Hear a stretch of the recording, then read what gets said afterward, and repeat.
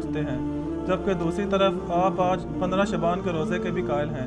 جب 15 شعبان کی رات کی وہ فضیلت ہی ثابت نہیں تو 15 شعبان کا روزہ کہاں سے ثابت ہو گیا؟ وہ یہ دو الگ باتیں ہیں میرے بھائی، ان کو کمپیئر نہ کریں۔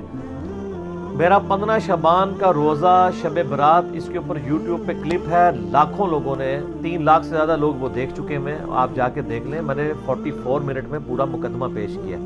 دو الگ چیزوں کو آپس میں کمپیئر کروا کے یعنی ان کو گڑبڑ کرنے کی کوشش نہ کریں۔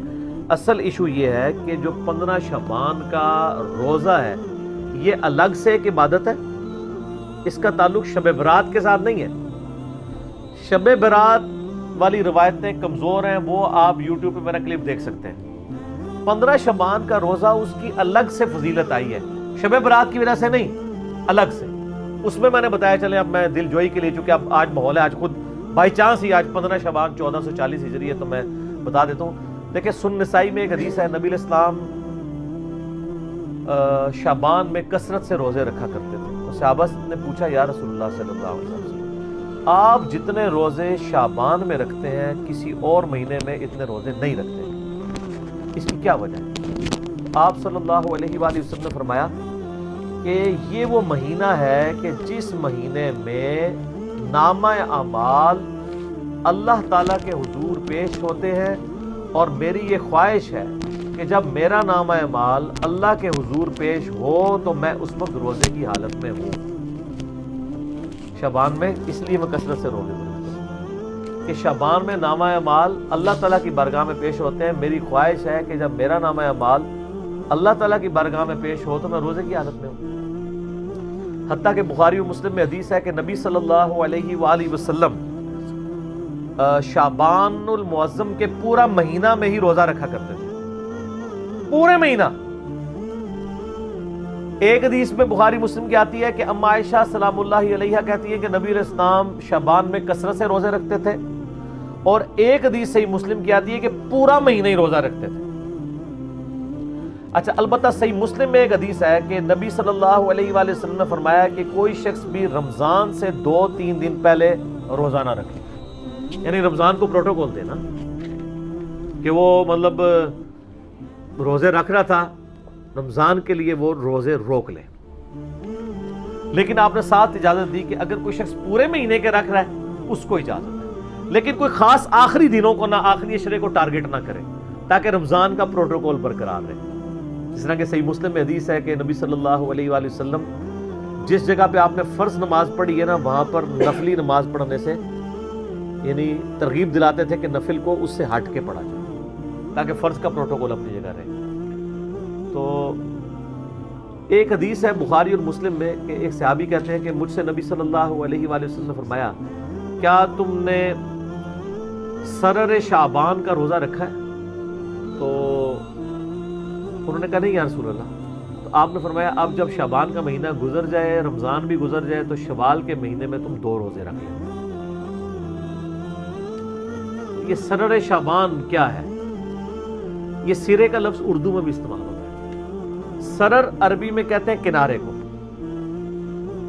اب اس میں 3 موقف یعنی محدثین کے آتے ہیں کہ اس کنارے سے مراد کیا ہے۔ بعض کہتے ہیں اس سے مراد ہے شعبان کے پہلے عشرے کے روزے، بعض کہتے ہیں کہ اس سے مراد آخری عشرے کے روزے، لیکن آخری کے تو ہو نہیں سکتے کیونکہ نبی علیہ السلام نے آخری عشرے میں روزے رکھنے کی اجازت صرف اس کو دی ہے جو شروع سے رکھ رہا ہوں، اسپیشل آخری رکھنے کی، تو اس سے تو آپ اسپیشل پوچھ رہے ہیں، تو نے سرر شعبان رکھا ہے، وہ تو فارغ ہو گیا۔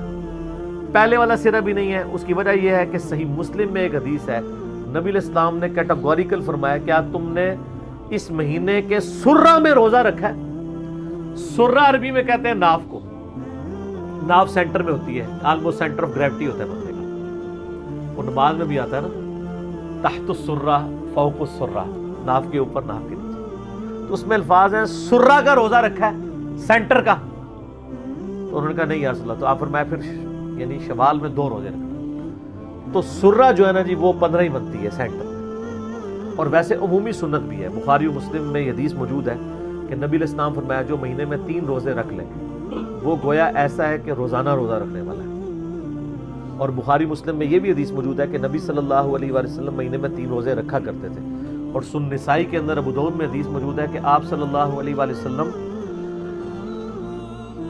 چاند کی 13، 14 اور 15 ہر مہینے کی روزہ رکھا کرتے تھے. تو اس میں 15 شبان تو ویسے ہی آ جاتا ہے. 15 شبان سے کون سی چیڑ ہے؟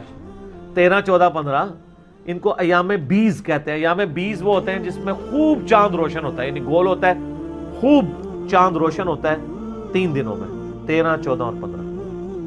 اور بخاری مسلم میں حدیث ہے جو ایام 20 کے روزے رکھتا ہے یا مہینے میں 3 روزے اس کے علاوہ بھی 3 کی گنتی ایک مہینے میں پوری کر دے، اللہ تعالیٰ اسے پورے سال کے روزوں کا ثواب دیتا ہے. اور اس سے بھی آسان میرے جیسے لوگوں کے لیے وہ صحیح مسلم میں حدیث ہے، ابو داؤد میں، ترمذی میں، نسائی میں، ابن ماجہ میں، یہ 6 اہل سنت کی کتابوں میں بخاری کو چھوڑ کے باقی 5 کتابوں میں حدیث ہے جس نے رمضان کے مہینے کے روزے سارے رکھے، اس کے بعد شوال کے 6 روزے رکھ لیے، اسے پورے سال کے روزوں کا ثواب. کتنا آسان ہے.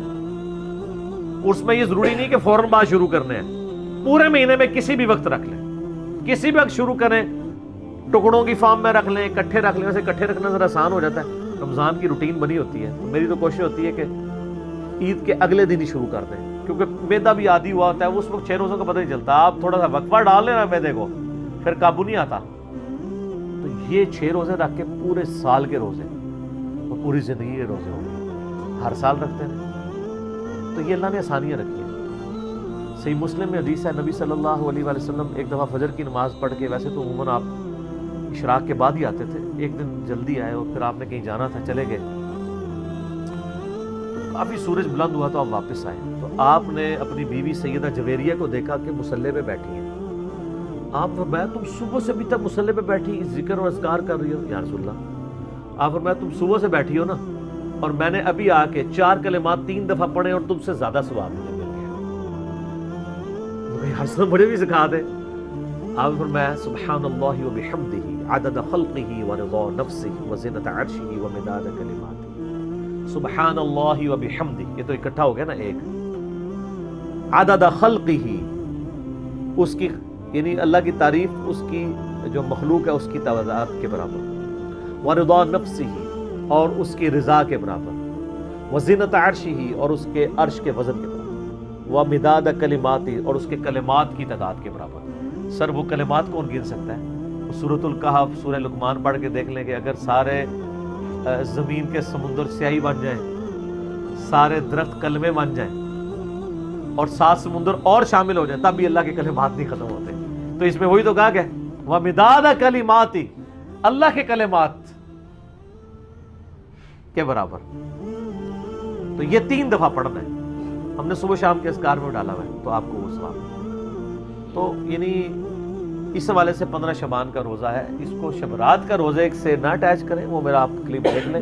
15 شعبان کا روزہ شب برات انشاءاللہ آپ کے سامنے حقائق کھل کے سامنے آ جائیں گے. ٹھیک ہو گیا؟